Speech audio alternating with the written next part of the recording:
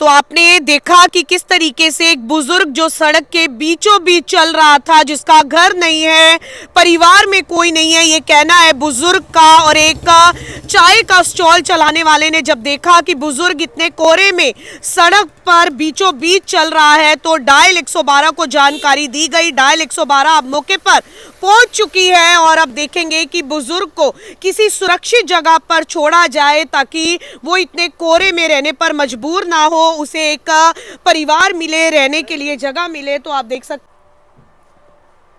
क्या नाम है आपका? बीरबल जी। हाँ जी, बीरबल जी। बीरबल। कितनी उम्र है आपकी? 60 साल। तो आप देख सकते हैं डायल 112 की टीम यहाँ पर पहुंची है ताकि इस बुजुर्ग को जो है रैन बसेरा में या किसी आश्रम में सुरक्षित पहुंचाया जाए ताकि ये अपना रह सके। चूड़ीपुर रहते थे। झुंडीपुर रहते हो अभी भी? अभी रहते हैं। बच्चे बुच्चे नहीं आपके? ना बच्चे नहीं हैं। अच्छा, घर में कोई नहीं आपके? कोई नहीं है। कहाँ जाना है अभी, क्या इरादा है? कहीं आश्रम उसमें जगह मिल जाए रहने के आश्रम में लिए। जाना है? घर पे कोई नहीं है? उसमें तो हैं जी पूरे। हाँ जी सर होश में पूरे हैं लेकिन कहते हैं कि घर नहीं है, सड़क पर ही रहते तो हैं। उसमें तो पूरे हैं जी। जी जी होश में पूरे बच्चे हैं? बच्चे वगैरह हैं? बेसुध हो बच्चे जाते नहीं हैं। बच्चे नहीं है? सर घर है अभी बोल आपका? रहे थे 5 है मेरे बच्चे बेटे। घर है आपका? अभी घर नहीं है। घर नहीं है? घर है और ऐसे ही पड़ा है। 5 बेटे बताए मुझे। वैसे कमरे से पड़ा है, ऐसे ही 5 कमरे बनाए थे, वैसे पड़े हैं। ऐसे ही आप पड़े हैं। दिखा सकते हो अपना घर? सर अभी बोल दिखा सकते हो? गाड़ी में बिठा कर ले जाते हैं आप, घर दिखाओगे अपना? ये क्या देखोगे कि घर जहाँ है कोई भी नहीं है जी। नहीं देख लेते हैं, वैसे आपका घर देख लेते हैं हम।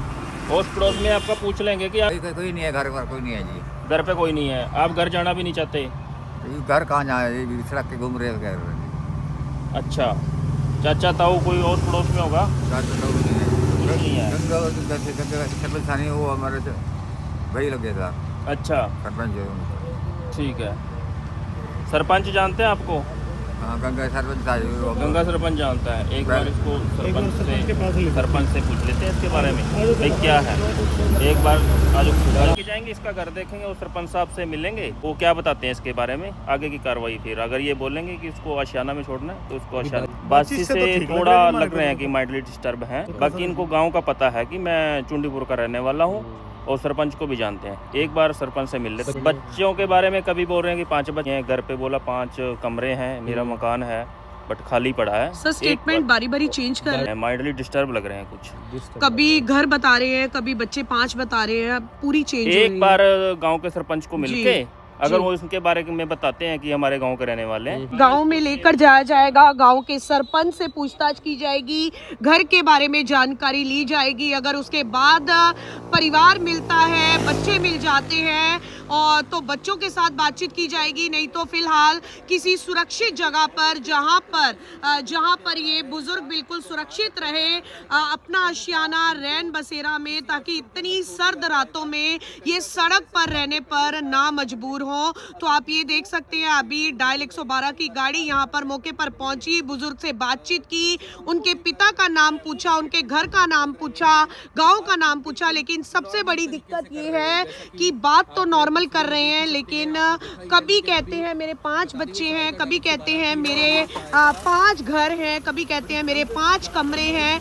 तो कोई भी स्टेटमेंट ठीक नहीं है। तो ऐसा लगता है कि मानसिक तनाव में भी है। लेकिन जो भी चीज़ है अब पुलिस की गाड़ी अब लेकर जाती हुई, अगर इस तरीके से आप भी कहीं पर भी किसी भी व्यक्ति को ऐसी स्थिति में देखते हैं, अपनी जिम्मेदारी को पूरी करें।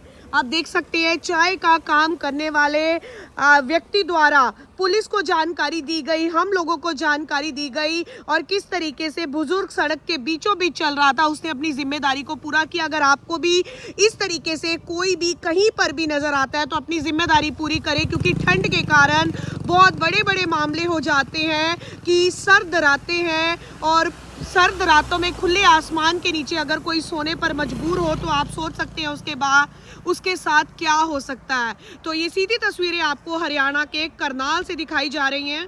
मेरी आप सभी साथियों से अपील है, अब पुलिस जो है साथ लेकर जा चुकी है। अब पुलिस की टीम गांव के सरपंच से बात करेगी, जानेगी कि उसके परिवार में कौन कौन है, क्योंकि एक सरपंच का नाम जरूर लिया है जिससे पता चलता है कि गांव का सरपंच ही है, और जानकारी जुटाई जाएगी कि इनका परिवार कौन है, इनके बेटे कौन है। अगर कोई भी नहीं मिलता है तो इन्हें एक सुरक्षित जगह पर, जहां पर ये ठंड से बच सके, खाना खा सके, इन्हें अच्छे कपड़े वहां पर मिल जाए, गर्म कपड़े वहां पर मिल जाए, तो इन्हें अपना आशियाना या रैन बसेरा में इन्हें छोड़ा जाएगा। सीधी तस्वीरें आपको दिखाई जा रही हैं करनाल की आवाज से।